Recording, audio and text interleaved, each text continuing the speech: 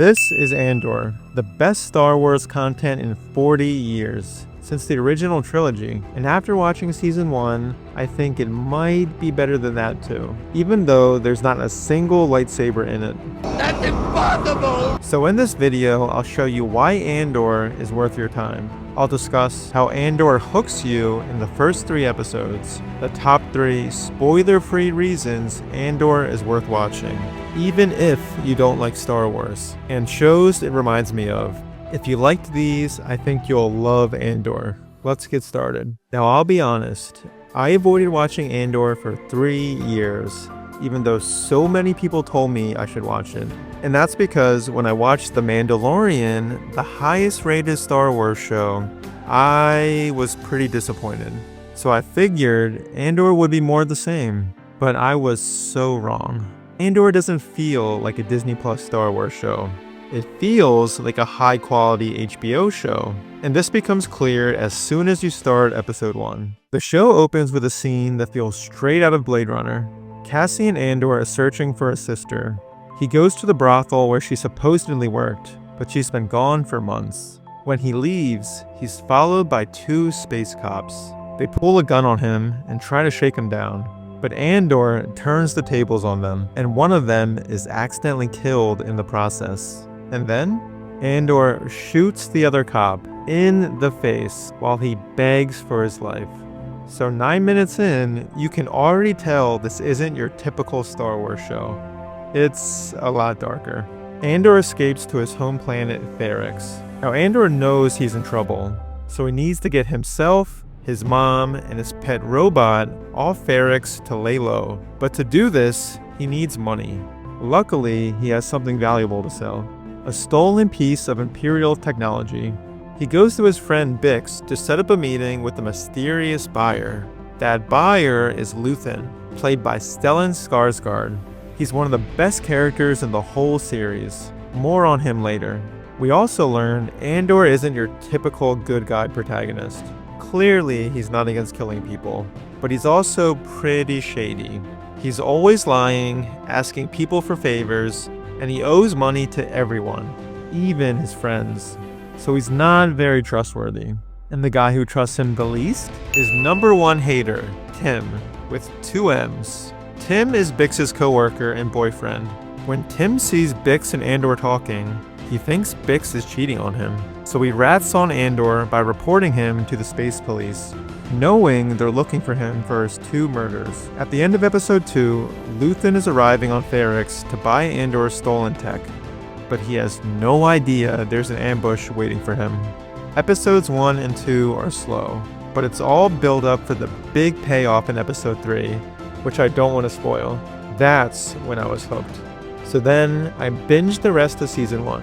Now, here are 3 spoiler-free reasons why I think Andor is worth watching, even if you don't like Star Wars. And the first reason is something I've never seen another show do before. Most shows have one big story arc across the entire season, but Andor is different. Season 1 is split into 4 distinct arcs, and they feel like mini-movies. Each arc builds on the last, and somehow gets even better than the one before it. There's an ambush arc, a prison break arc, a rebellion arc, and what's essentially a bank robbery arc. My personal favorite was the prison break, followed by the bank robbery, but each arc is great on its own. The 4 arc structure is unique and fun to watch. They keep the show feeling fresh and exciting as you make your way through the season. But what makes Andor an HBO quality show is reason number 2. I did not expect the writing in a Disney Plus show to be this good. But Andor delivers line after line of genuinely great dialogue. Stuff you'd expect from an HBO prestige drama. There were so many times when I thought, okay, that's gotta be the best line in the whole season. And then 5 minutes later, another one. Some of my personal favorites were, surprise from above is never as shocking as surprise from below. Power doesn't panic. I've learned from Palpatine. I show you the stone in my hand, you miss the knife at your throat. I burn my life to make a sunrise that I know I'll never see. And of course, never more than 12. Watch the prison break arc and you'll see what I mean on that one. And of course, the actors in the show deliver the lines way better than I can. But there are so many great lines. It's just banger after banger. But what's even better than a one-liner? A full-on monologue. The kind that makes a show watching for it alone. And Andor has plenty of these. These scenes are the emotional high points of the entire season. My favorite speeches come from Luthen, the puppet master lurking in the shadows, Kino, a prisoner played by Andy Serkis, and Marva, Andor's adoptive mom, who, fun fact, is played by the same actress as Petunia Dursley in Harry Potter. And I'm not going to spoil these epic scenes now, because you have to experience them for yourself. They're that good. But the original Star Wars movies also had great writing. What separates Andor from those is reason number 3. One of the biggest reasons Andor works so well is because of the characters. Like this legend, in most great shows, the characters aren't black and white. They're nuanced, flawed, morally gray, and that's how Andor is. The Empire isn't shown as being cartoonishly evil, and the Rebellion isn't shown as being pure good heroes either. You see normal, everyday people on both sides. People who are just trying to survive, make a better life for themselves, and do what they think is right, like how people are in real life. And this approach humanizes the characters in Andor, even the people working for the Empire. But the Empire is still the villain. They're just finally shown as being competent and dangerous, unlike in the movies. Take the TIE fighters, for example. In the movies, they were basically cannon fodder, always taking L's against the Rebel X-Wings. But in the bank robbery arc, a single TIE fighter is terrifying. When you hear its trademark scream overhead, you realize how hopelessly outmatched this ragtag group of rebels really is. Even the stormtroopers were no longer a meme. They were finally hitting people for once. A lot of people, actually. If you're still not sure Andor is for you, here are 5 shows I've seen that I think are similar. If you liked any of these, I think you'll love Andor. The Wire. It shows you the Baltimore drug scene through the eyes of both sides, drug dealers and law enforcement. Just like Andor shows you the Star Wars universe through the eyes of the rebels, the Empire, and the everyday people caught in the middle.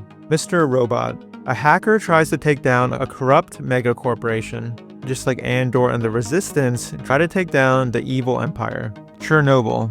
Both shows are dark, gritty, and have a constant feeling of tension. The Soviet Empire in Chernobyl feels like the Empire's secret police, the ISB, in Andor. The Expanse. Both are slow-burn space dramas with great world building. They discuss class divides, complex political landscapes, and power dynamics.